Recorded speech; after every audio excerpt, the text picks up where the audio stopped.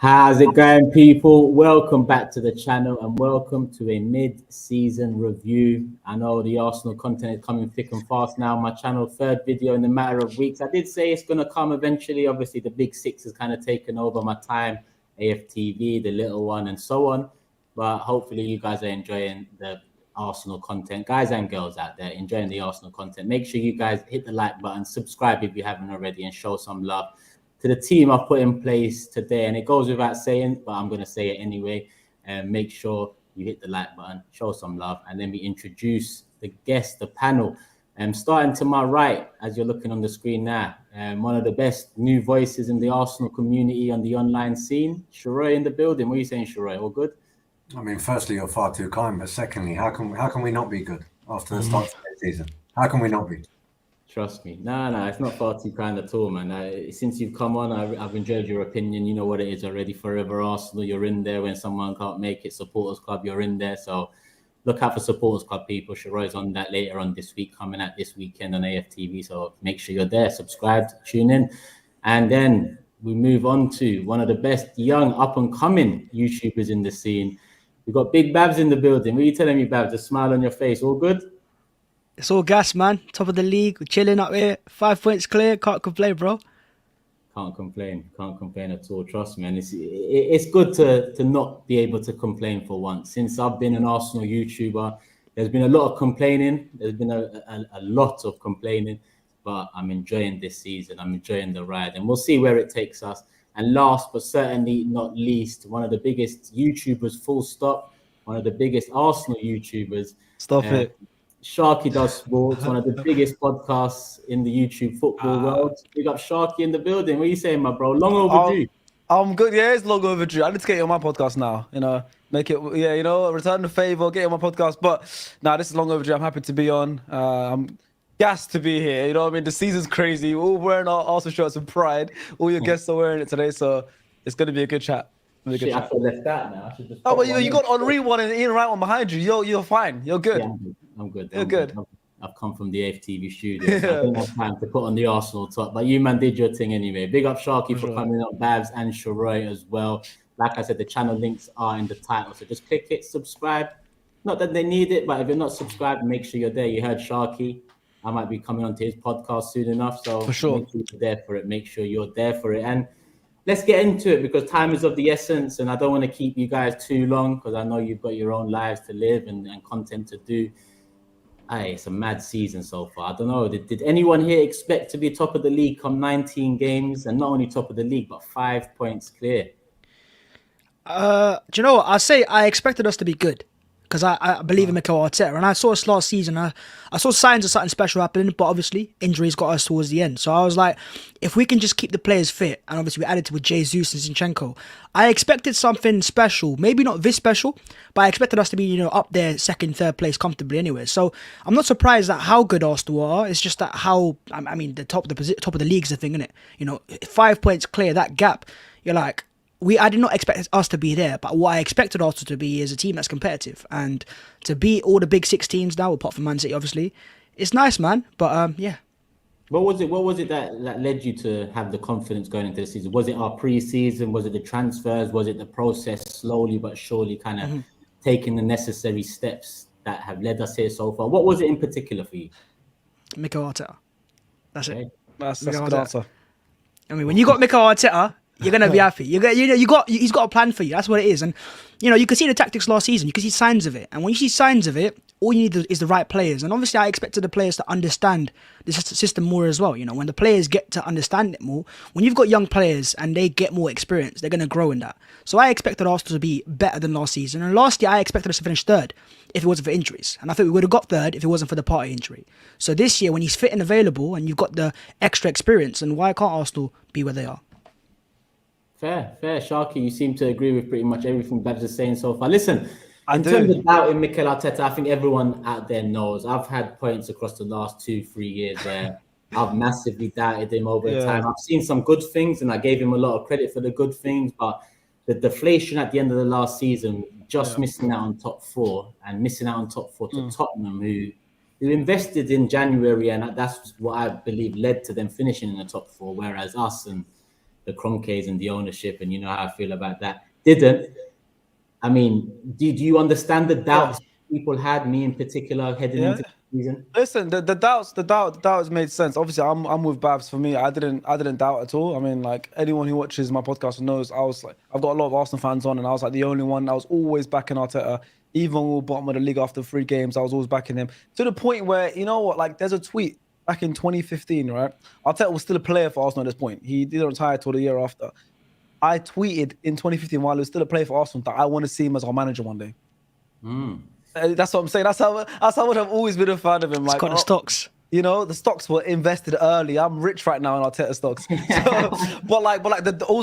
also though, on the flip side, the doubt was completely made sense. Obviously, like it was up and down season. We finished obviously 8th and stuff. But for me, obviously we're Arsenal fans. We come from a culture of long-term managers. You know, like a long-term manager. Like we're not like Chelsea. We don't have that in and out like revolving door. Everton have that now and all that stuff. So I always liked the long-term projects, and with Arteta, you could clearly see there was a project. I remember when he inherited that team at start, and he got us the FA Cup win with that same team, with the back 5, with like Ainsley Maitland-Niles was killing it. Even like Dani Ceballos in the middle was killing it, and he got Pepe, who in the semi-final and final against City and Chelsea was unreal. Like with that squad, which wasn't his squad. So I was always thinking, I always knew, imagine he gets a squad of his own, and that takes like 3 seasons around about to start getting the whole squad of your own. You can't. How many transfer windows do you need? You need at least 2 or 3 summer transfer windows to get all the pieces you need. And now he's got that. And I always had a feeling this would come, and I'm glad it has. But obviously the doubt has made sense. But some people went a bit too far. You know, didn't really give him enough of a chance, and they were going for his head a bit too early. So I hope I hope you weren't one of the. You were a doubter, but you weren't a big doubter, hopefully. I don't think I was. I'm just an Arsenal fan. I love the club, and I come from the time when Arsenal were doing business in the league, doing business. It was one of the top clubs in Europe. We didn't get over the line in the Champions League, but I just felt that, you know, over time when we sold Van Persie to United, that killed me inside, and I haven't returned in terms of that level of belief, that level of love, when you can ride the wave, not knowing what's at the end of that wave, but just riding it and hoping for the best. And credit to Mikel Arteta, he's put me back on that wave, and I didn't think it was possible. But Sharky, what was it in 2015 that you saw from him? Just do you know what it was? It was like it was coming to the end of his career. He was our captain, and I'd known he was doing his coaching badges. Like it was like I was like, obviously I'm a massive Arsenal fan. I read the little articles and I see who's doing their coaching badges, and I like those little stuff. And I knew he had like little relationship with Pep and all that stuff. Like there was always like little stories coming out around those times. And I think the actual tweet that I made, it was a quote tweet, because the tweet was I think Henry did an interview and he said, I'd love to manage Arsenal one day. And I quote tweeted it saying, I'm not gonna lie, I don't think he'd be a good manager. Just before he even started Manchester, I don't think he'd be a good manager. I'd rather have Arteta managing us one day. And he was a player for us. That was the original tweet. And that's only because that was like more because I knew he was doing his coaching badges. It was more of like saying I don't want Henry as a manager one day, but obviously it makes me look good now that I said that. I want Arteta as manager. The receipts are there, people. Go on to Sharky's Twitter. You'll see. Yeah. 2015. Yeah. Sheroy, same question to you, man. Talk to me. Mikel Arteta, where he's taken us so far this season. It's been a long time coming for an Arsenal fan, not necessarily just under Mikel Arteta, but as an Arsenal fan to be back where I believe we belong, near at the top of the table, or, you know, challenging for a league title. How you feeling, and how you feeling about how we got here over this time? The thing with Mikel Arteta is it's not like Antonio Conte coming in or Mourinho coming in, where you can look at a managerial track record. You really don't know what you're going to get. You're starting with a clean slate because there's no employment history. All you can go off is, you know, the odd reference that Pep Guardiola gave him, which is why his messages of intent from the outset were so important, because that is absolutely everything that he was going to be judged on. What he said and then what he did. Now, there are a few managers who are wonderful advocates who can come in and say the right things, because let's be honest, I think all of us would agree that it wasn't particularly difficult to figure out what the problems at Arsenal Football Club were when he came in. But he identified them with such clarity. The reason I started believing in him is he got to work straight away. Whether it was, I need to get the rats and the moles out of the club so these dressing room leaks don't take place, or I don't care how big a player you are, there are non-negotiables. Look at who he had to dash out of his squad and look at how that benefited the squad. I don't think a lot of our players have market value, which is why we're suffering in the transfer window, because we can't resell these players. Look at the value of the players that we have now and how much that squad would be. I need to generate some harmony between the fans and the players again, because that has broken. Now, that grew to such an extent that even though we missed out on top four, to our largest rivals, not many fans turned on the team or the manager. It was very much a, you know what, this was still a progressive season. We will give you the benefit of the doubt. Now, I know managers of the past and managers at other clubs that wouldn't have been able to survive even that, right? But he's managed to do it, and that comes with the credibility of his message and backing it up. Now, one of the reasons why the question was, why do you feel so good about this now? Turkish, you and I, we've had this conversation a lot, and to be fair, I've only been speaking to you about Arsenal. So it's approaching a year now since we spoke for the first time. All right, February 2022, and we agreed that ultimately all we wanted to do was compete. We just wanted to be able to go up against Liverpool and score. We couldn't even do that at times. We were so happy with playing Manchester City last year at home and the spirit that we showed. We lost, but we still were saying, you know what, we can see it. It's tangible. We're not quite there yet, but that level of patience is paying off now to the extent. I mean, the jump is still huge, by the way, to not score against Liverpool last year, and to lose against City both times last year, and not win a North London derby in the best part of a decade, and to miss out on the top four, to now be able to say we went to Chelsea away, we did United at home, we did the double on Tottenham, we're 5 points clear at the top with a game in hand, looking at a Manchester City side that have an absolute goal-scoring phenomenon. I mean, we do, and I agree he's been doing very well, but I don't think I'm being untoward when I say he's no Erling Haaland at this stage. I think that's fair, despite the fact that I highly respect him. We gave him a head start. Don't worry, we're catching up soon. I hear you. But that's where the optimism comes from, because I had no expectations, because I didn't know much about the guy. I liked what I heard, I liked what I saw, but he had to be vindicated, and that was only going to be done by making brave decisions. Mikel Arteta has gone and done it, which is why the minute Bhavs said Mikel Arteta as his answer, I couldn't help but nod. And I feel like even the fans that were doubting, whether it's slowly or slightly quicker, they have come around. Yeah, I mean, and this season is like no other in the last 15 years, to say the least. And I want to now focus on this season a little bit more. And I want to throw out there, what's the biggest result for you guys out there this season in the first 19 games? Whether it be the performance, whether it be your favorite player shutting it down, whether it be the moment that you turned around and said, I believe this team might do something special this season. Sharky, you just, you want to jump in there? like a couple sticking to my mind, a couple, but the one I'm going to pick, I think might be the Leeds away. The 1-0, that game, we had no right to win that game. We had no right to win that game. Also, like close one was also Fulham. Those games where it's like the Fulham was the last minute win. Obviously, the night one that just happened is an obvious answer, but the Leeds one, it was like Bamford missed the penalty. There was a couple like VAR overrules and all that stuff, and to get that 1-0 win away from home in a game where probably we should have dropped a couple of points based on our performance. Those are the ones that are the big difference makers at the end of the season. Those are the ones where this last minute winner against United, that's 2 points gained. That Fulham last minute win, that's 2 points gained. This Leeds win, which we could have drew or even lost, that's 2 to 3 points gained. If we win the league on 3 points, 4 points, those are the games that won us the league. Those are the moments, and we've done that so much this season where. I don't want to be greedy and pick out all the games. I want them to have some games, but there was a Leicester one as well where they scored twice at home, and we scored straight away after both their goals.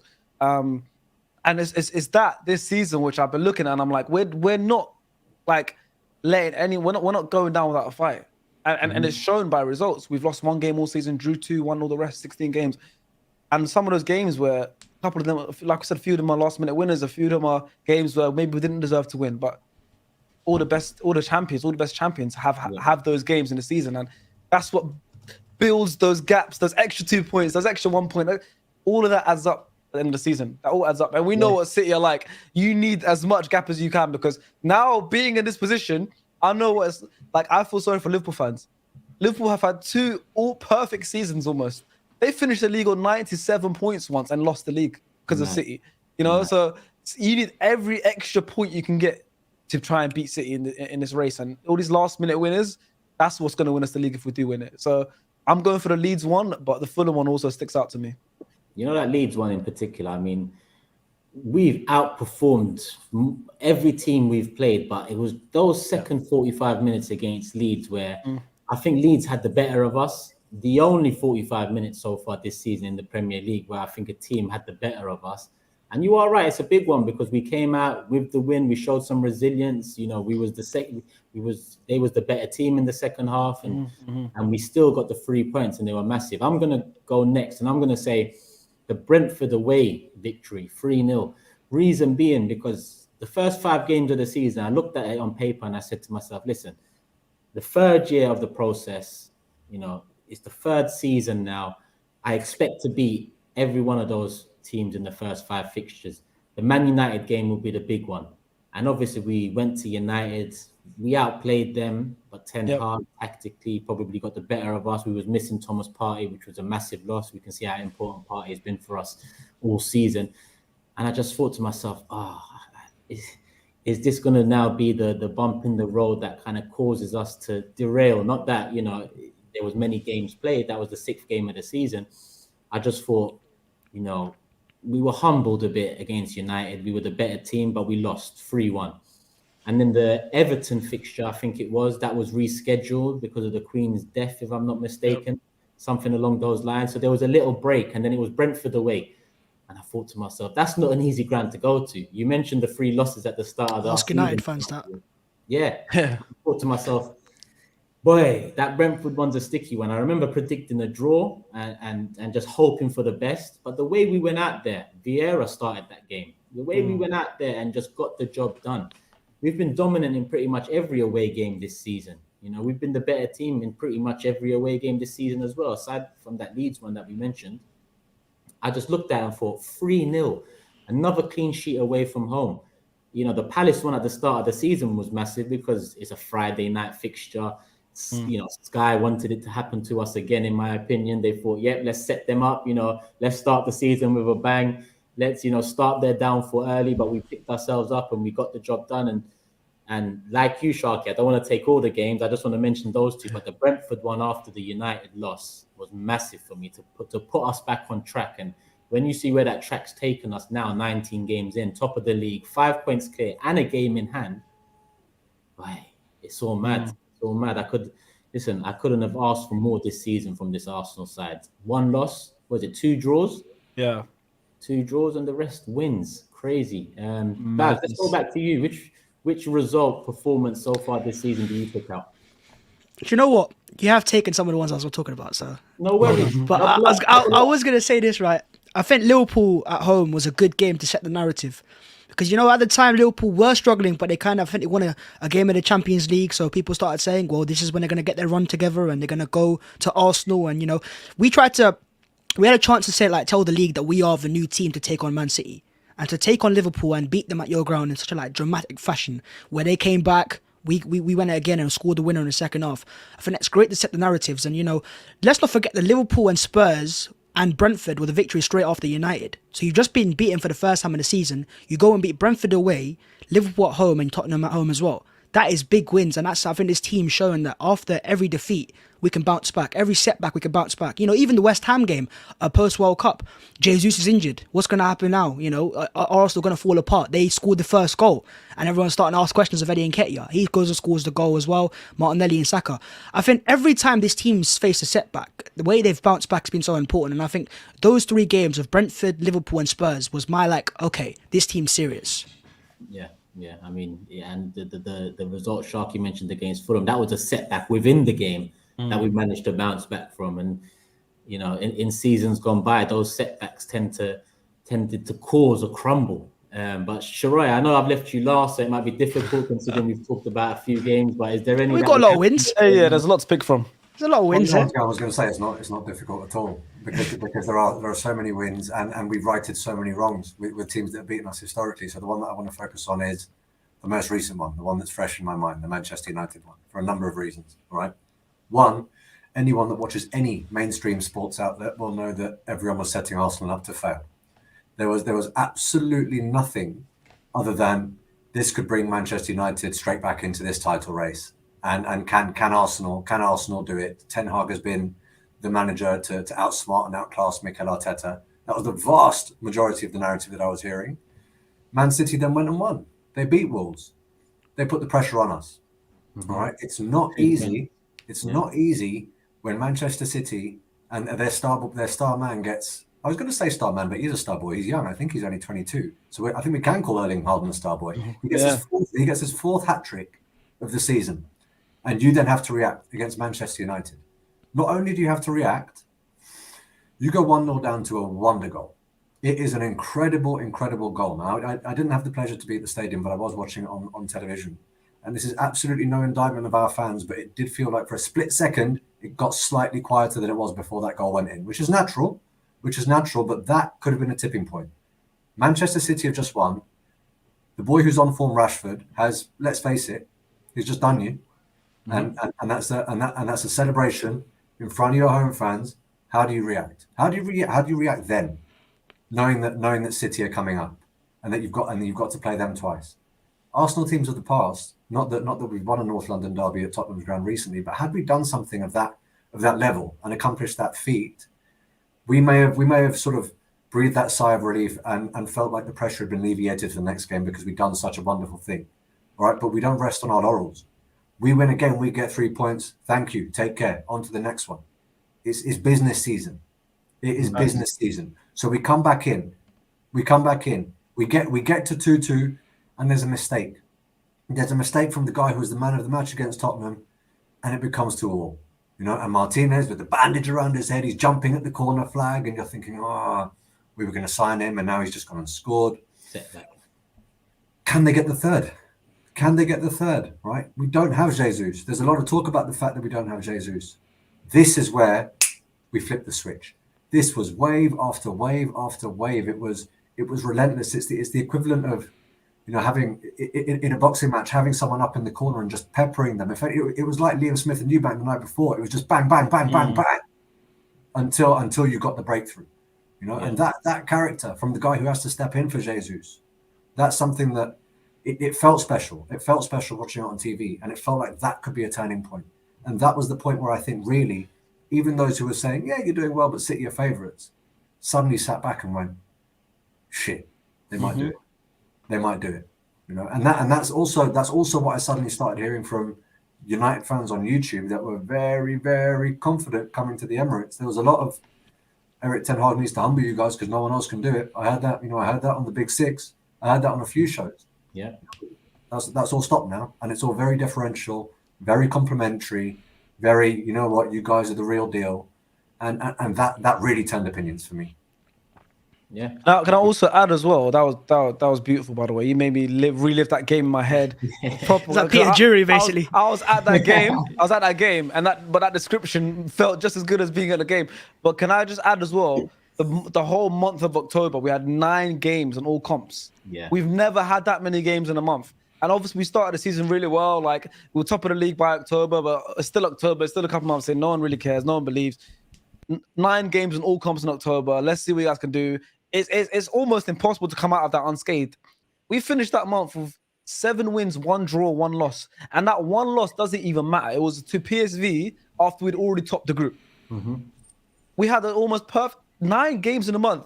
And that's how we came out of it. 7 wins, 1 draw, and a loss that didn't really matter. Like, that's when I realized, I was like, okay, we're actually serious now. Like, we're flying.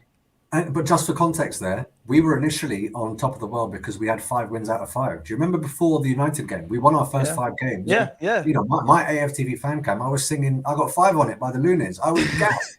Yeah. And that was 5 wins. Now where are we? Now we're 19 games in. 19 games in, 1 loss and 2 draws. That seems like a very long time ago. Yeah. A very long time ago. Big up everyone in the chat. There's 2K in the building. Make sure you hit the like button. Let's pass 1,000 likes before the show ends. I'm going to get a couple of the super chats in that I have here. I'm not going to put them on the screen because it'll mess up the format, but big up Gunners Fan TV. He says, big up Turkish, loving the content this week.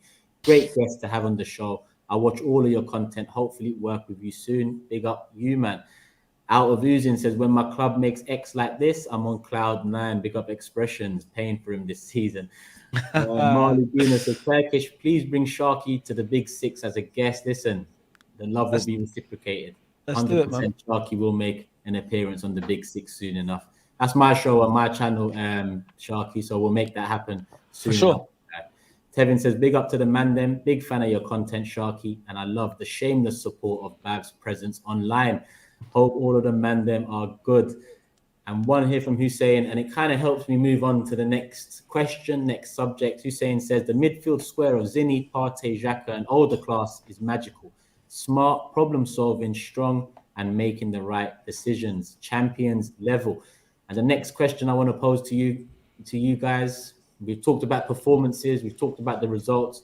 Time to talk about the players a bit now. Who is the standout player for you all individually? I'm sure there's going to be a couple people in agreement, but Sharky, let's go straight back to you. It's another thing on the fixtures. We could all pick a different player. Like we could all generally pick a different player, and there'll still be another 3 or 4 players we could pick from afterwards as well.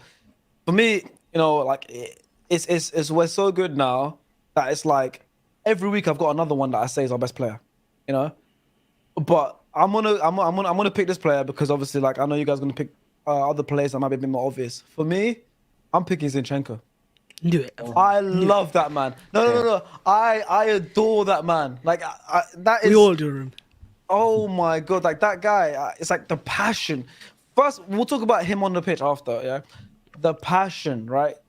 He brings to the team is a lot. The leadership, you can see he's a leader. Like he's the captain of his country. You know, he's come from obviously even at Man City. There's clips coming out of him like doing team talks at Man City. You know what I mean? Like and you see that, and you see him bring it to Arsenal, and he's clearly like a big presence. And even like you can see everyone loves him already. When he was injured and he wasn't even playing, he was running up and down the touchline. Like he loves this club. You could just see it's a fan just living his boyhood dream. Yeah. So that was already a reason why I love him. All right. Secondly, he is phenomenal. Like he is so good. He spent more time in that game playing right centre mid, not even left centre mid. He was playing right centre mid. Like he was. See his heat map, yeah. It's insane. Like he's so good, and I'm like, and the thing is, you look at it and you're like, Gabriel next to him and centre back has improved so much because of Zinchenko playing next to him. He's improved so much. He looks good on the ball. Like he looks a bit more comfortable now. He looks more secure. Obviously, Tierney's is good in his own right as well, but he plays a lot. He's a lot more one-dimensional. He plays very high a lot of the time, and obviously he might get instructed to. But Zinchenko is so technically sound that the players around him are so much better now. Xhaka doesn't have to do any midfield duties. Xhaka's our most furthest forward player most of the game. He's further forward than Nketiah a lot of the time, and I just want to pick Zinchenko because, and obviously, like if I'm saying our most important player, probably going to be number 5, Thomas Partey. But for me, Zinchenko's my favorite. Like, and then it was solidified after the United game for me. Is Zinchenko? Listen, the more I watch him play and the performances he puts in, candidate for signing of the season. I know we talked about. Oh, for sure. Well, I can't call Haaland a star boy. I don't know how that guy's still a boy. I'm a star robot, star beast. He's something else, and that's a massive signing for City. But when you look at where Arsenal are, surely Zinchenko has been the signing of the season so far. Oh, for sure. For sure. I agree with that completely. I back that. And especially two more things on Zinchenko very quickly. Sorry to jump in, but I mean, let's not forget, Kieran Tierney was a lot of people's captaincy candidate for us. And when Kieran Tierney missed out any game last year, we thought we were in trouble. I don't see many people asking why Kieran Tierney isn't playing anymore. So that's testament to how good Zinchenko is on the pitch. But also, look, I know this quote's been going around a fair bit, but he's made it quite clear that he walked into the dressing room and said, stop this top 4 shit now. Yeah. Stop it. You know, and that is something that a lot of us as fans have been saying, look, even if we got top 4, it's not an achievement. But you were worried that the hierarchy at the club didn't quite see it that way. And the back end of Arsene Wenger's years, we were actually quite content with top 4, as was the hierarchy at the club. He just came in and said, no, fuck that. I'm sorry, that's not happening. And if you're not on it, you were laughing then, but you're not laughing now. I mean, that is a wholesale mentality shift that, for me, money can't buy. That's priceless. And that's dissipating through the team, and that's contagious. That's infectious.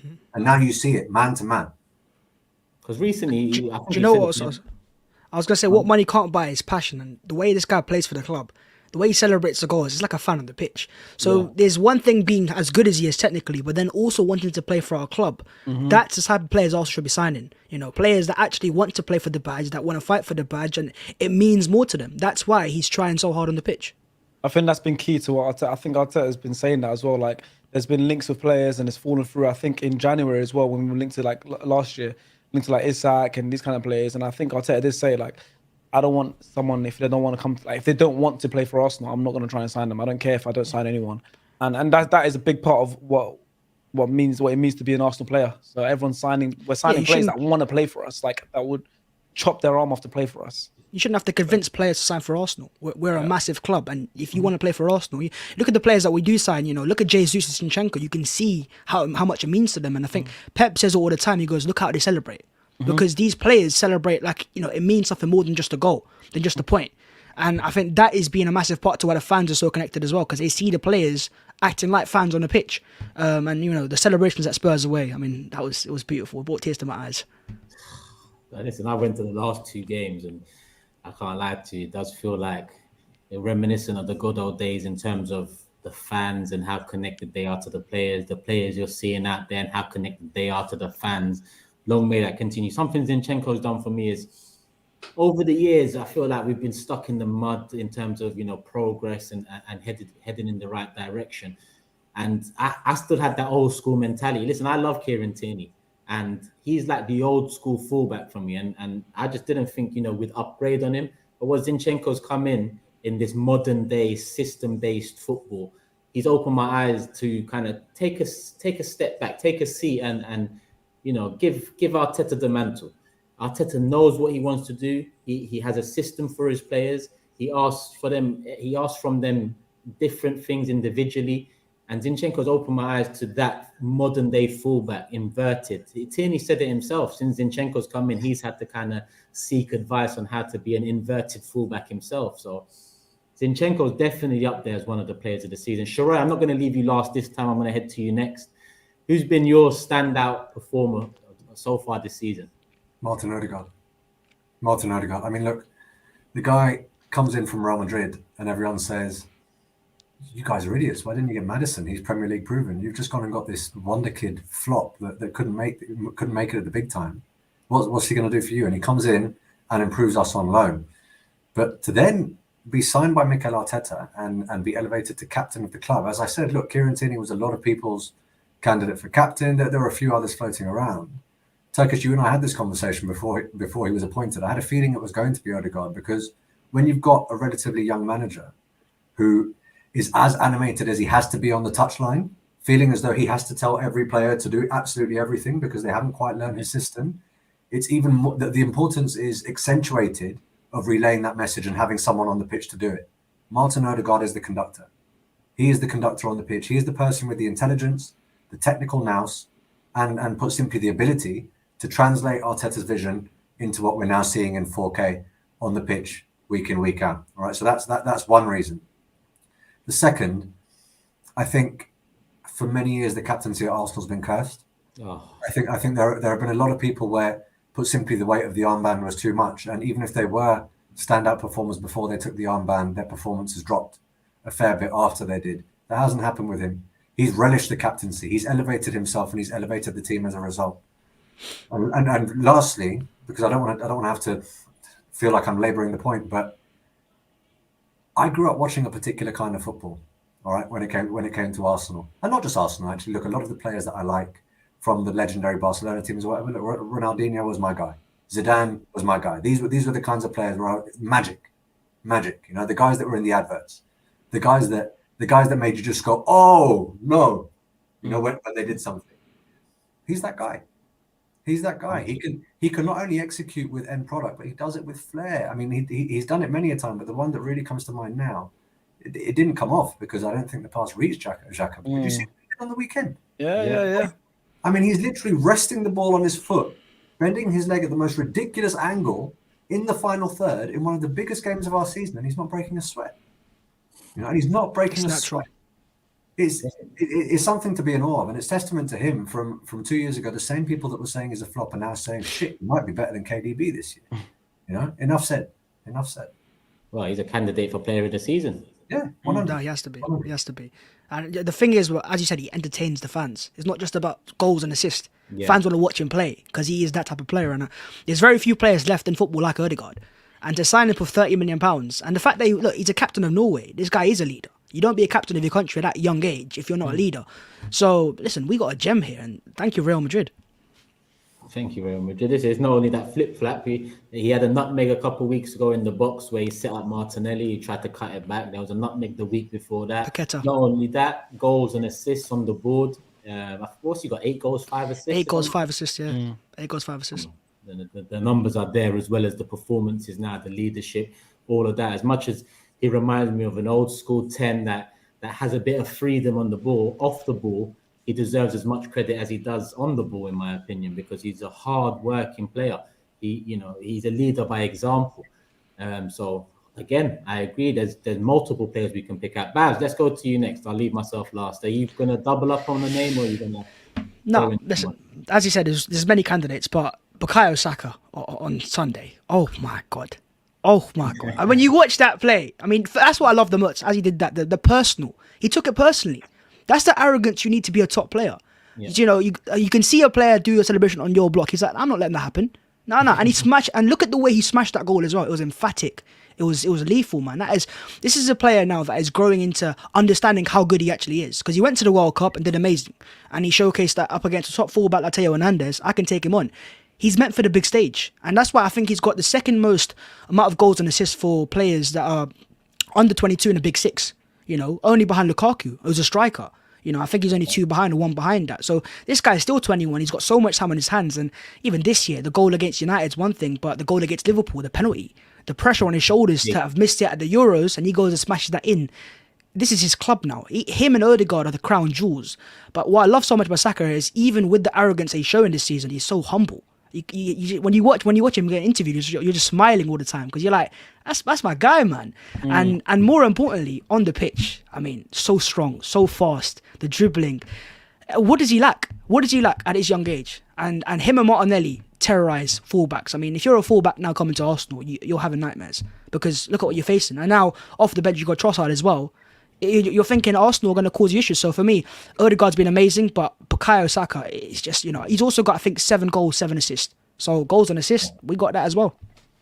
Yeah, very good numbers. Listen, I can't argue with any of the names. Saka, he keeps on just smashing down every target that's in front of him. At the World Cup, he was England's best player for me. I know people tend to say Bellingham, but all round, I'd give it to Bukayo Saka. And when, Bhavs mentioned the fallout from the Euros the previous year, the pressure on his shoulders, the racial abuse that he had to suffer. And then to kick on from that, the way he's kicked on last season, this season, the World Cup, and then post-World Cup too. Listen, he could head places. He is him. He's him. He's him. That's it. To actually become our penalty taker, by the way. I mean, to miss a penalty where your own country, or not the entire country, but sections of it turn on you, and to then get back to club level and pick up the ball and put it on the spot, like he did against Liverpool in that 3-2 win, by the way, massive penalty.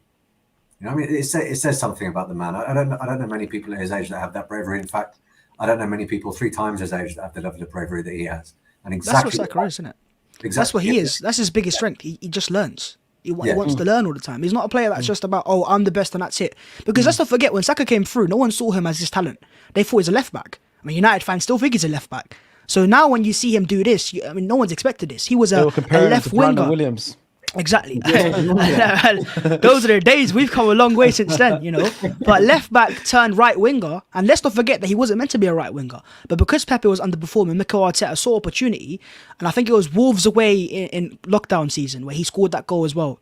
And since then, he's just taken it on his own, and he's 21. This guy's 21. The way he's playing right now, the goal assist numbers, the pressure, the penalties taken, the moments, and how much he's done at 21. Listen, man, it's scary. Yeah, and he's reliable in a sense where he gets kicked to shreds some games and he just returns back. He picks himself up, dusts himself off. He continues. He's back the next game. There was one game this season, I forgot which one it was, where he came off injured and Reece Nelson come on and did his thing. And then Saka's straight back in. Yeah, Saka's straight back in. His his injury record has been pretty much flawless. And for a player that gets fouled as much as he does, and lack of protection from the referees that even he's called out, credit to him, because he's really built himself up in that position, and he's got the attributes to continue succeeding. You lot have made it difficult for me. Zinchenko, Saka, Odegaard. I could easily say Thomas Partey, but I'm not.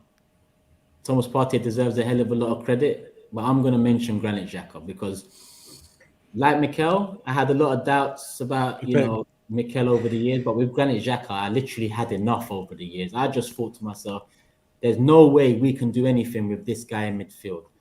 And a lot of this credit goes to Mikel Arteta, because Mikel Arteta, pushed him up the pitch a little bit more and gave him a bit more freedom in the final third. And we've seen a completely different Granit Xhaka this season. Completely different. I can't believe what we've been seeing from him. And don't get me wrong, sometimes in and around the box, I'd like him to be a bit more efficient, proficient in and around the area. But at the end of the day, he's come along. He is one of the most reliable players for me now. He's come from one of the most unreliable in his position, where I thought he'll concede a silly free kick, he'll concede a silly penalty, he'll get himself sent off at a crucial time, to a player that week in, week out, he keeps his mind on the job. He's there. I think it was Gabriel one time who got into a little scuffle or a little argument in one of the games, and Xhaka went and grabbed him and said, listen, remain screwed on. Don't get caught up in these antics. And he still shows that passion, desire. He's come a long way, Granit Xhaka. So I have to say, Granit Xhaka, for me, he's put himself in that position. I really thought in the summer we needed a midfielder in that 8. I really did. I couldn't believe we went into the season without getting one in. There was a lot of links to Tielemans and so on. But what Xhaka's done is hit the ground running, and he hasn't looked back since. I can't remember. There's not one to remember. There hasn't been a poor Granit Xhaka performance this season. Solid, man. Him and Ben White have just consistently been so good, and obviously Partey as well. But in Xhaka, I mean, that assist on a Sunday, I mean, that cross there is a player. He was a number 6. He was a defensive midfielder. Let's not forget that. And how Mikel Arteta saw him and said, yeah, I'll get you in the final third and you're going to cause issues, I don't know. And that's why I see with Mikel Arteta, I've always rated him so high, because how do you think of that? How do you lead a title charge with Eddie Nketiah as your number 9? How do you do that? And that is what, Mikel Arteta is, all these players we're talking about right now, Mikel Arteta has coached them into what they are as well. Obviously, they've improved themselves, credit to them, but players that have exploded under Arteta. Bukayo Saka was a left-back, right winger. Xhaka was a number 6, turned number 8. These players are exploding, and because they're in a cohesive system. We got a system that, bro, we can do both. Let's not forget that. We can do both. We can park the bus, but we can attack as well. And that's where, I think, Jamie Carragher said it last night. He goes, Pep and Klopp had their ways of playing, but we've got a bit of both. Listen, man, if it goes to plan, we could be building a dynasty or something. Scary hours. But just off what Bhavs was saying, you've seen Arteta. You see reports of how he wanted Xhaka at Man City when he was coaching at Man City, or you see stuff like he's the one who had the idea to play Zinchenko where he's playing now. Obviously, he was an attacking midfielder. He's the one that had the idea at Man City to play, and he was heavily involved in the one-to-one improvement of Raheem Sterling and these kind of players, and turning them into monsters at Man City. And you see that now he's doing the same with the Bukayo Sakas, and obviously Xhaka had already agreed terms at Roma. When Arteta came in, and Arteta knew he wanted his players, and he kept him, and look where he's turned into. And obviously Zinchenko is coached, and Jesus is coached already at City, and they all trust him now. Well, not just kept him, but Arteta said on the Monday Night Football interview that he did, which aired on a Wednesday, so I don't know why they called it Monday Night Football, but he said, look, I sat down with Granit and said, well, I need someone who can do these things in this position. Are you capable of doing it? It was very much all right, I'm going to lay down the gauntlet now, because I know that we need to upgrade here. Can you do it? I'll give you what you need to be able to do it, but you need to give me something back. And he did. And he now just won, I think, Swiss Player of the Year.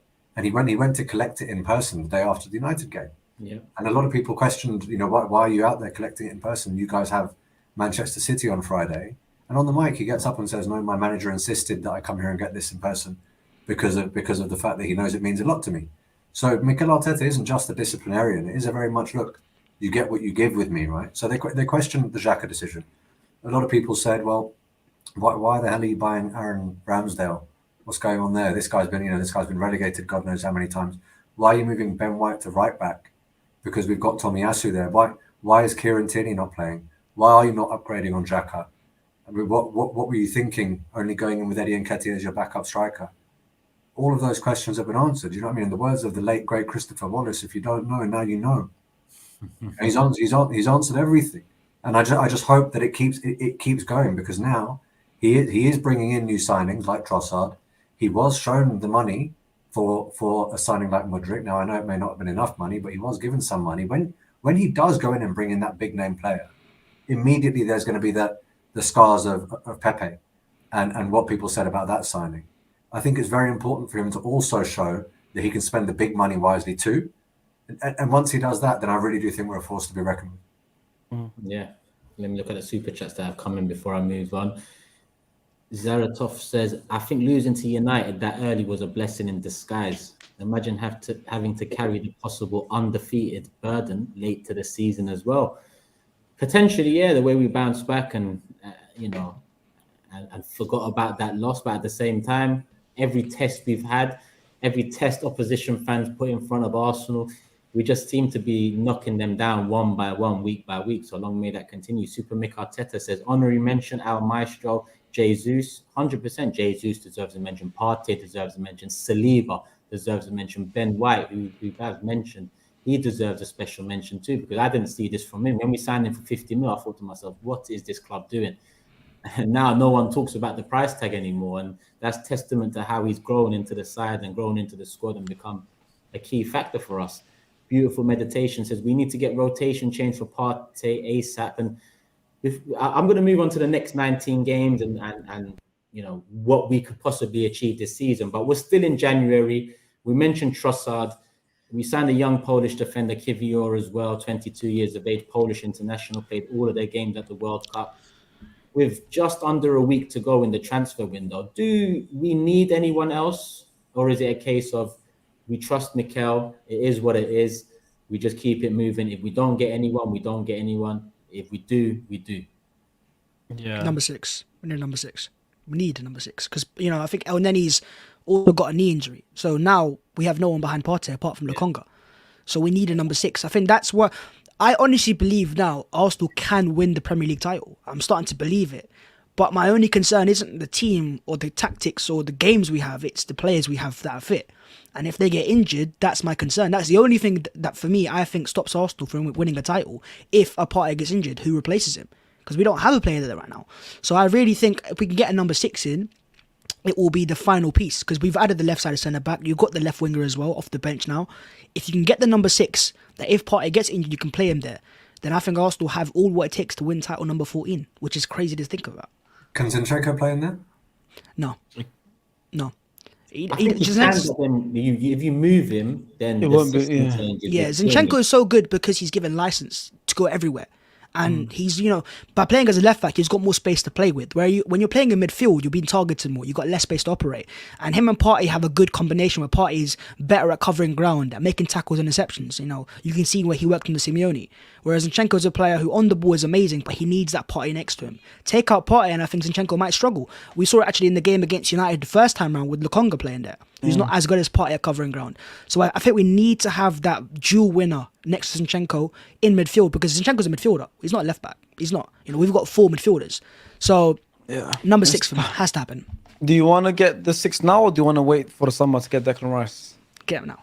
If we look, I know it's difficult. I know it's easy to say sign Declan Rice now and it's amazing. But even if it's a player, maybe a loan transfer to the end of the season, just something that we have there now that is just not, because Trossard's not a level raiser, right? But he's still an option. Someone like that may be of an ilk that maybe you don't overspend and go and sign a player that you don't want to actually sign, or like a plan B. Maybe sign someone for now that you can just have there off the bench, and if injuries do occur, you've got an option. Apparently, Kiwior, he's almost of that. Remember when we were looking at Martinez and people were saying, well, he can play left centre-back, but he can occupy that position in midfield. I'm not going to sit here and pretend that I know very much about Kiwior or that I've watched him week in, week out, but from the bits that I've been reading since we signed him, he is a player that could potentially occupy that position. But I agree, it's leaving a fair bit to chance for someone of that age to come in and try and fill Thomas Partey's boots in arguably, the most high-pressure situation that this club will have faced in a decade or a decade and a half. So we probably do need that player. But look, the question was, is it a case of just trust Mikel Arteta and what will be, or do you need someone? Look, I think there's middle ground because I do trust Mikel Arteta, but the what will be attitude did lead to us missing out on top 4 last season for reasons that I think were within our control and weren't beyond our control. I don't think we lost out because Tottenham were absolutely incredible. I mean, they had a good run of results, but I do think that if we won one more game, mathematically we were in the top 4, right? I think a lot of that was due to that injury. And I can cope with the idea that Manchester City might be able to go on a 15-game winning run and not drop a single point. That isn't something that's within our control. If that happens, look, I'll eat it. What can I do? What can I do about that? But if Partey goes down, which has happened last season, and he's not exactly someone that preserves his fitness for that long. I mean, this has been a relatively surprising stint of fitness, given the rate at which he's been operating. If he goes down and we haven't got that replacement, and that's the reason that we miss out on the Premier League, I don't know if I'd be able to cope with that. I really don't. Yeah, that would hurt. That would sting. That would definitely sting. Would you wait for Rice in the summer then, Sharky, and leave any panic or? That's the thing. It's like if we get there's obviously I'm seeing people saying, oh, Andre Onana from Everton is not turned up to training. You never know what's happening there. Obviously, if we get someone like Moises Caicedo and I'll take him in a heartbeat. I'll snap him up. I'll take him. I don't care if we miss out on Rice in the summer. I'll be happy with him because he's he fits the bill and everything. But or if like what Bhavs said, maybe get someone in on loan. But it's hard. It's one of those ones. It's like you want to risk it and wait and go all out for Declan Rice in the summer. But then if you risk it and not sign on in that position and something happens, it would hurt. Or do you want to just get someone now, which might mean we don't get Declan Rice in summer because we might have to sign someone now? What happens? I don't know. Listen, I don't know. I just want to win the league this season and think about next season. Think about it when it comes. So if it means, I want to get someone now, I'll be over the moon if we get someone that plays in that position and will fit straight in and does what Partey does to at least 80% of his level. And if we don't, I trust Arteta. I trust Arteta, and you just got to, sometimes you got to have a bit of hope, and you got to hope for a bit of luck that Partey doesn't get injured, because luck is a big part of football as well. So it's tough. We can hope for the fitness, because it's been last 2 seasons been very unlucky with injuries at the end of the season. It really cost us. So fingers crossed with that. Listen, I'd love Rice in the summer. The Onana links, listen, young player, quality destroyer in my opinion, but technically not good enough in my opinion yet. I don't know if that's to come. I think, what is he, 20, 21 years old, if I'm not mistaken? 21, I think. 21, yeah. He's a powerhouse. He's a powerhouse. And I think he's a hybrid, isn't he? He plays 8 and 6. So, listen, if Mikel Arteta wants him, he's going to be good, right? Yeah, that's how it is. That's how we've got. We used to all the years go, who are Arsenal signing? Is he going to be good? We're all doubtful. I think now, finally, we're at peace now. Whoever we sign, Kivior, we don't know who he is. If we signed him a couple of years ago under Emery or Wenger, we'd be like, who's this guy? Panic buys, riots. But now people go, well, Mikel Arteta knows what he's doing, because he's done it with Tomiyasu. Ben White was a player people knew about, but didn't rate. Ramsdale as well. So whoever Arsenal sign, I think there's two options here. You either sign who you want in the summer now, or you sign an opportunity that isn't too expensive, that won't hurt your summer plans, but will help you in the short term. Like Trossard. Don't go and spend on a plan B, because, don't do that. There's no point in that right now. When you can sign Declan Rice in the summer, who will be available, who wants to move, potentially, I think, maybe just sign an opportunity for now, and it might be a loan transfer or a 10, 15 million pound signing, but just someone there to supplement Partey, just in case. Yeah, I agree with that. Let's look at the super chats before we keep it moving. Why always me says Martinelli's not playing good recently because Jesus is not there drifting left, wide to open space for him. Zinchenko doesn't overlap him also. I think there's a good point there. I wouldn't say Martinelli's. All right. His form isn't reminiscent of the early half of the season, but at the same time, he's helped us since the World Cup break too. So big up Martinelli, man. Big up Martinelli, and Trossard will only add that competition and aid in not only that position, but I think up front as a false 9 too. So we'll see how that signing kind of fits in. We've got another one from Ryan Turkish. Big up yourself as usual. Loving the panel and the stream and the content you keep bringing us, Gooners and football fans in general. Hope you hit 100k subs and more this year. Hope to see you at City game 15th of February. I will be there. I'll be at the City game. And you've got another one here, Ryan. I just saved that Arsenal need a backup number 6 DM to challenge and compete with Partey and a combative CM, as we'll have Europa League games to come in March. To win the title, it's a must. Yeah, I have my doubts about 1, let alone 2, Ryan, but we'll see. We'll see what the club we'll see what the club do. All right, let's look forward now. Let's look forward, and dare I ask, does anyone here have the confidence to say we are gonna win the league? It's still Go on, Bhavs. I remember you said Come on, Bhavs. Yeah, we're gonna win. Nah, okay, relax. I'm not trying to get clipped up by skullfuggery, man. I know how it is. Man. It's a danger zone out here, man. You know what I mean? You say one thing and it's clipped. But listen, I honestly do believe now, being at the game on Sunday, lucky enough to be there, in the crowd, in the clock end, you just feel like it, man. It just feels like we're gonna win the league. It's everything Arsenal do, the tests we passed, the goals we scored, the narratives, the big games, beating Chelsea away, Spurs away, beating United after they beat us. You know, City's the only obstacle. City's the only obstacle, and you beat City at the Emirates in February, and I think people do believe it. And funny enough, what I'm seeing a lot is people are setting up Arsenal to fail, because no one expected Arsenal to make. I mean, a lot of people said Arsenal wouldn't make the Champions League at the start of the season, and now they're going Arsenal are title favourites. So we're not favourites because we don't have the experience, but we're in a very good position. And I think at this stage of the season, I honestly believe Arsenal probably will win the league, but it's Thomas Partey. That's it. That's for me. If Thomas Partey stays fit, Arsenal win the league. That's as simple as that, because he's just that important to this team. He holds so much together. You know, it's not just like just one job and it's just get the ball forwards. He defends as well as passing forwards. So if Thomas Partey stays fit, I think Arsenal will win the league, because you've got a 5-point gap with a game in hand against Everton, I think, in the league, at home or away, I'm not quite sure. But you win that game 8 points clear, February, and we've beaten everyone in our way. We've had some difficult away games out of the way. You've only got Anfield away maybe, and then those little sticky games against Villa away and teams like that. But yeah, I'd say I'm 65% there, confident. Fair. And listen, it's fair assessment to say it depends on Thomas Partey's injury record from now until the end of the season.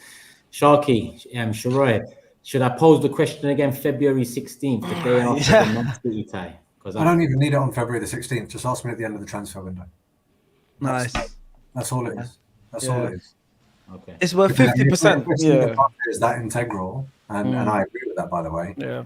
You know, if you're then leaving nothing to chance if you address it in the window. But let's also be clear.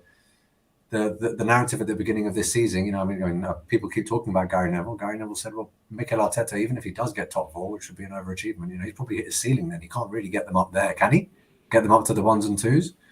But now the narrative is, if Arsenal don't win the league this year, they've bottled it. So, come on, They say that is testament. That really is testament to how far we've come. Yeah. People might say that my standards aren't high enough, but I'm just being honest with how I felt before. Right now, I'm very happy to be in the conversation.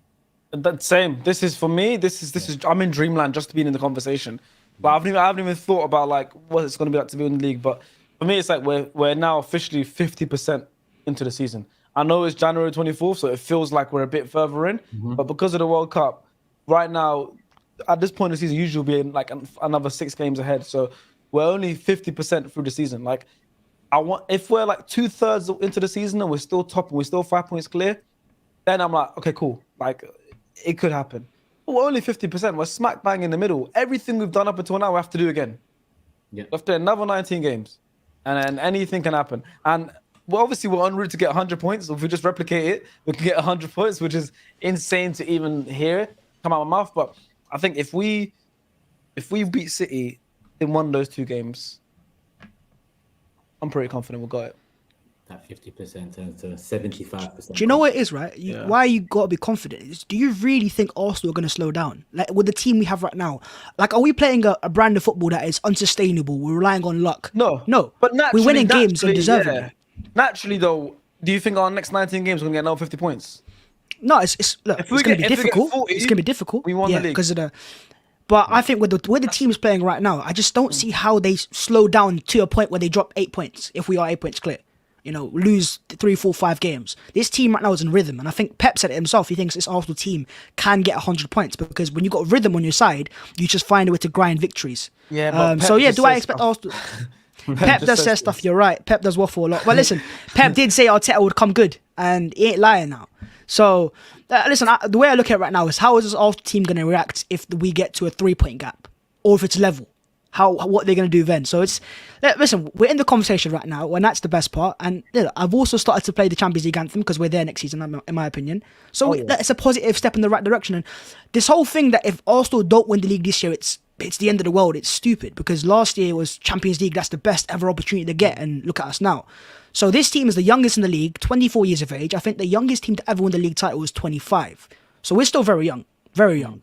And we haven't signed level raisers in terms of big superstars. And this window with Champions League football will be the first time Arsenal have the chance to go and spend big on ready-made players to improve the team. So if we don't win it this year, I think next year we've got a very good chance of winning it. And in a Champions League, we'll be a threat. Just two things very, very quickly on the brand of football. Look, we haven't really had to compete too often in the Europa League, and we've got the FA Cup coming up and the Premier League, right? So the brand of football, I understand that the style of play isn't something that can be easily interrupted, but for me, it is a brand of football that requires a serious level of fitness because of the intensity of absolutely everything. If Arteta's talking about win your duel, don't ever be second to anything. I want you to bomb down that wing. That does require high levels of fitness. So it's relatively untested as to if we're competing on that many fronts and the pressure's on, whether we can just keep up that intensity.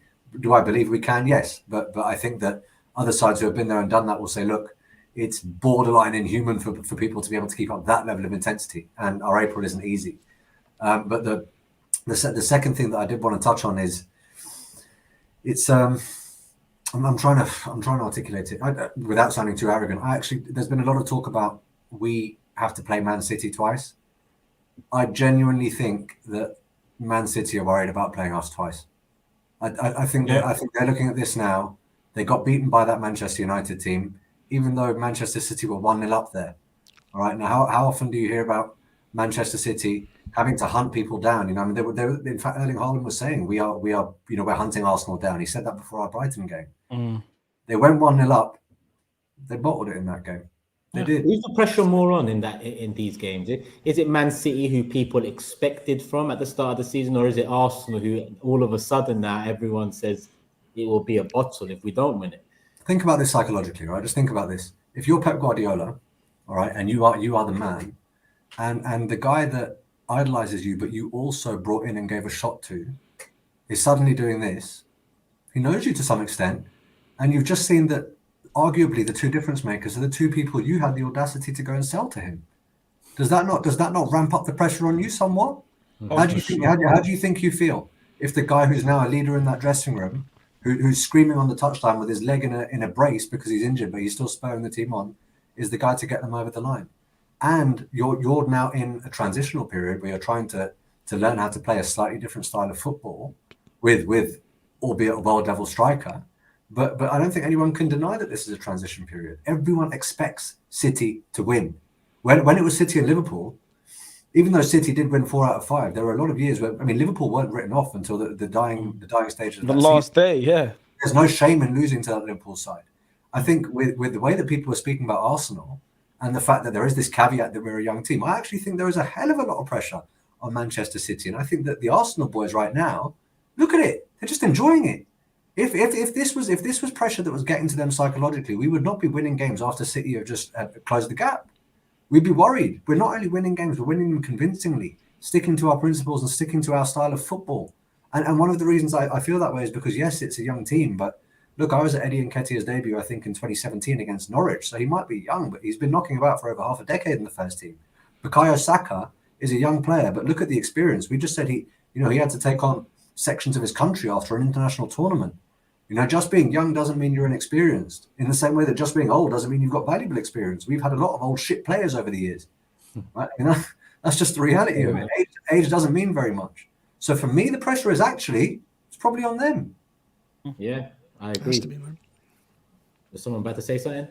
No, I was going to say one thing. I was going to say they've also lost that, letting go of Sterling, Jesus, Zinchenko in one window and not signing, especially pacey wide forwards. Big mistake. Because you look at the game against Villa last season when they won the league title with final day. Sterling came off the bench, made a difference, and Zinchenko came off the bench, made a difference. They don't have that anymore. And so without that dynamic wide forward, like Arsenal do have that dynamic that we have now, they don't have.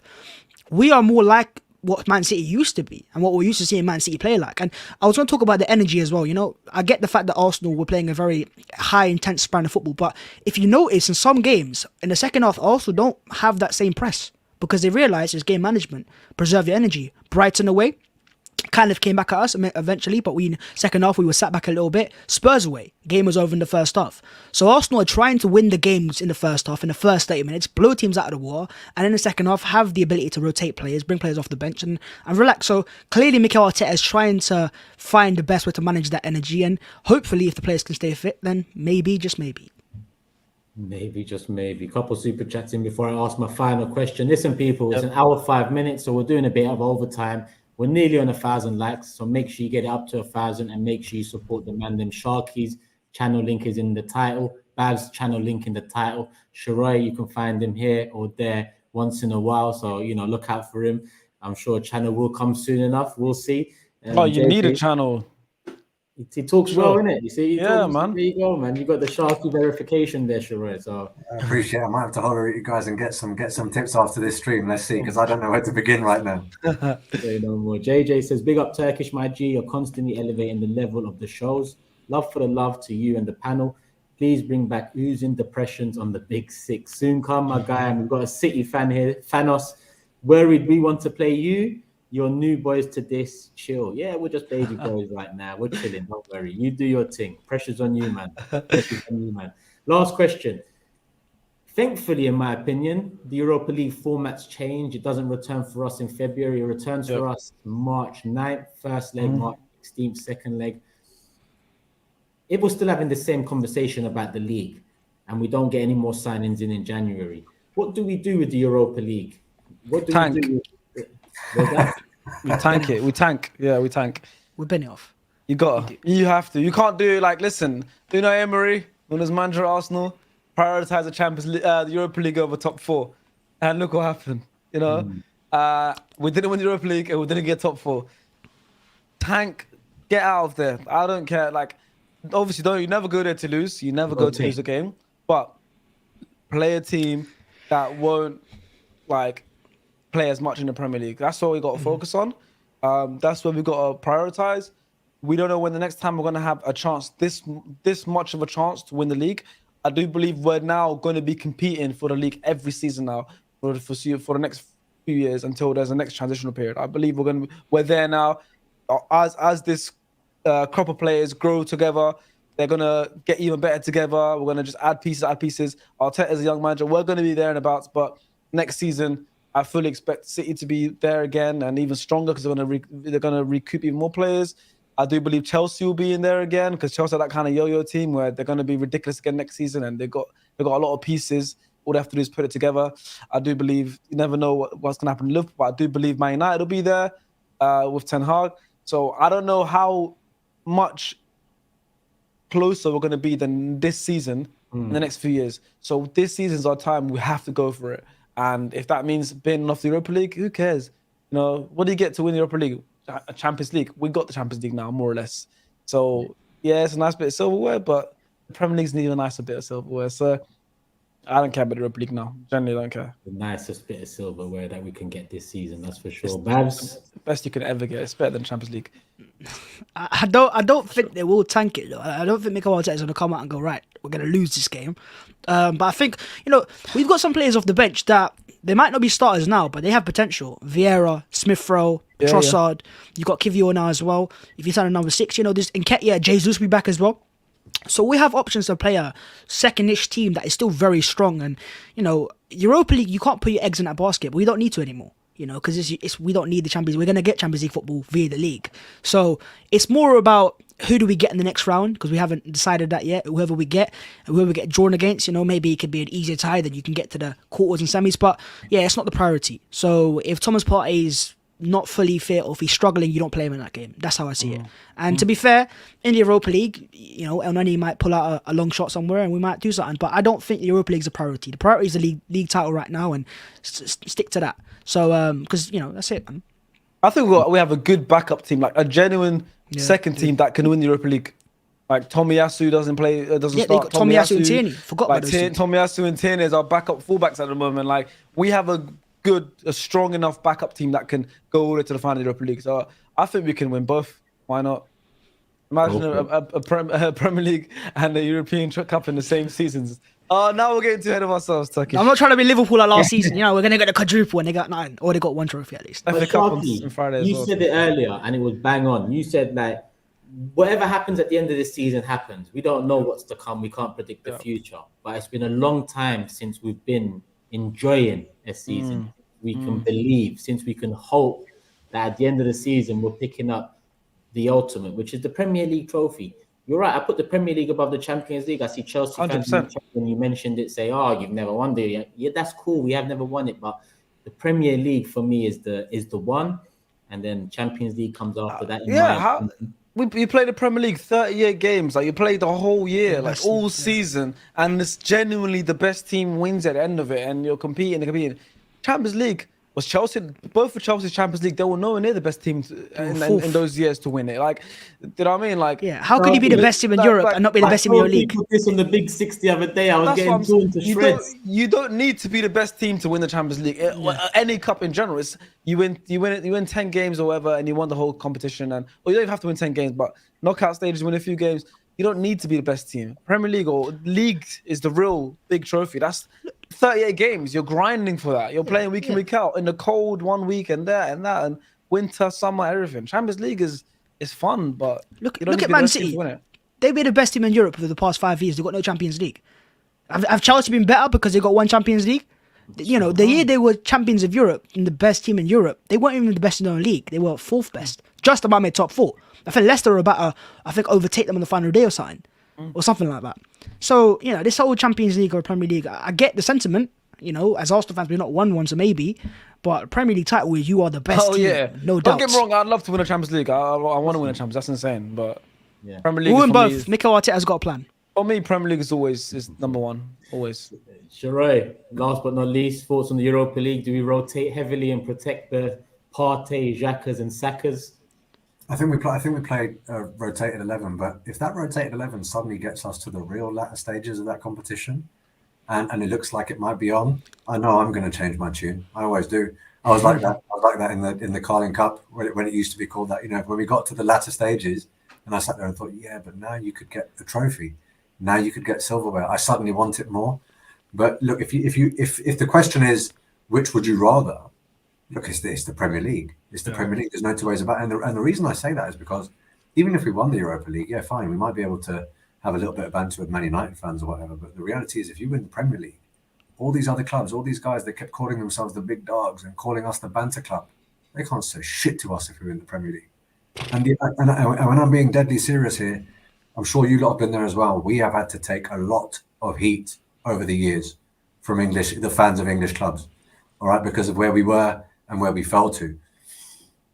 This is our year to shut them all up, and that's why I really want to prioritize that Premier League. But we have to sit there and I watch the Big Six. I watch all of your content, right, and that goes for everyone on this panel. It does really have to be a game by game approach, and I get that because of the fact that it's relatively untested with this group of players. But when it comes to what we need to prioritize, for me, it's no question. Yeah, for sure. All right. We'll call it a day there. Before we call it a day, people, love for the love. We've passed 1,000 likes, so appreciate every single one of you that's hit the like button. Make sure you subscribe. Make sure the notification bell is on. But more importantly, make sure you support the man. Sharky's channel is in the title. Sharky does sports, but you can find him in a few places. Sharky, let them know where they can find you, man. Well, yeah, SDS, obviously. If you guys are straight football fans, obviously the podcast, we upload a few times a week. Beta Squad. I don't know if you've heard of Beta Squad, you can check us out there. I don't know if you heard of Beta Squad. Yeah, I've been shocked. Anywhere else, obviously, I have my own personal channel. I need to get more consistent on there, and Instagram, TikTok, wherever you want to see me, I'll pop up somewhere there. Come on, love my bro, love my. Do you remember when I first met you? It was at Wingstop in Central? Yeah. I remember. Yeah, of course. You showed man love. I can't lie. This has been a long time. Always been a fan of your stuff, man. Always been a fan of your stuff. I appreciate you showing man love. I appreciate you coming on, my bro. Anytime if you need me for anything, and you know, I'll shout you for a future Big Six feature, since that's what it seems like the supporters want. Yeah, let's do it. Make it happen. Bhavs, come on again. No introduction really needed to what you do. Bhavs14 is the channel. It is in the description, people. But Bhavs, talk to them, man. You got a daily transfer show that comes out, right? Yeah, it's not really daily, it's every other day right now, but if anything happens, transfers, Arsenal, match day breakdowns, it's the place. But yeah, in terms of Twitter, if you want to see shameless tweets, then go for it. But if you're a United fan, Chelsea fan, Spurs fan, I'd stay away. You hear that, people? Stay away. Stay away. Sheroy, no channel, but they can find you on Forever Arsenal. They Soon. Can Hello, find... soon. Soon. Hopefully, man. Hopefully. But yeah, I mean, you can my socials. It's at Sheroy Zach for Twitter. SHEROY surname ZAQ. Instagram is at SZAC11 SZAQ11. And look, I mean, without getting too sentimental, because I know they want to lock this off. Turkish brought me onto my first ever YouTube show, which was the Supporters Club on AFTV, and it's approaching a year now. And he continues to show the love and brings me onto his channel as well, man. So I can't thank you enough for that, you know. No worries, man. Come on, man. We need multiple voices in the Arsenal community. We're all just Arsenal fans out here. And before I forget, 3 super chats saved. Abodi says this might be the most goated Arsenal panel ever. Big up all of you guys. Love for that, my guy. Really appreciate the kind words. Laka says, big up Mandem. Sheroy, Bhavs14, your daily update rocks. Turkish, love for the love. We are winning the league. I believe. And last one, Hussein says, a domestic double will do us nicely. Premier League and the FA Cup. A Centurion season, maybe. We'll see. And maybe we'll be back come the end of the season for a full season review. I might have to bring the panel back at the end. I think it makes sense, people. We'll catch up then. I might cry. Come on. Brother, listen, we'll all be I'm going to be crying either way. We'll cry together. We'll just go live and cry. Fuck it. That's what we're going to have to do. Yeah, we'll have to. We'll do a cry along, man. A cry along. Cry along. For sure. Make sure you're here, people. Notification bell on, subscribe, support the man them as always, and love for tuning in, engaging, and hitting the like button. I'll be back Big 6 Extra tomorrow on the Big 6 channel. Big 6 on this channel Thursday. And we're out, people. Love and peace.